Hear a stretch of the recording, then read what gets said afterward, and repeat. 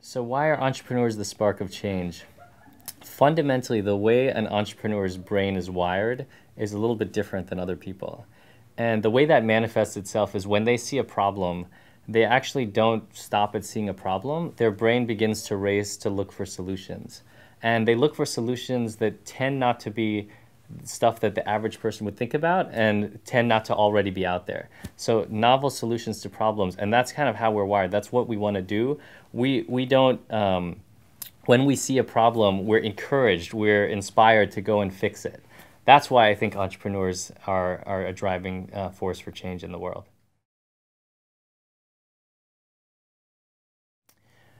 Well, my own personal background, I got to repeat the question. So why was I inspired to work with the United Nations? The United Nations is a unique organization in that it doesn't represent one contingency or another contingency.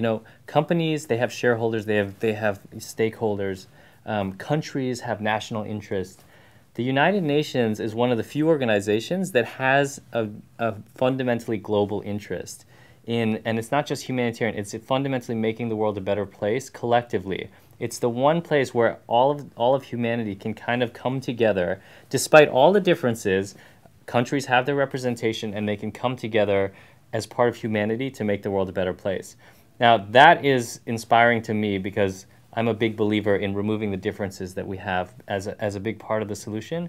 But it's also amazing to work with the UN because of the possibility for scale, which is also something, if you think about making impact, you could go and start something and make a smaller impact. But if you can go and prove out models and then bring that to the United Nations and have them work with you to scale it, the opportunity goes from saving 1,000 lives to saving millions of lives or tens of millions of lives. And I think that's just, an unbelievable opportunity.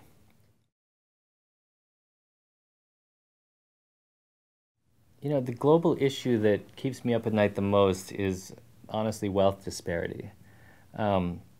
We definitely are beginning to see a world where there may be haves and have-nots, and this is troubling to me. I think I want to live in a world where everyone is doing well, where everyone's basic needs are taken care of. And right now, our current systems and structures are not making that happen. And so I think we're going to have to actually intervene to change that. And that's what's going to help impact things like poverty and all of the healthcare issues and the other issues that the lack of education, everything else. It comes down to financial resources and the opportunities that people have.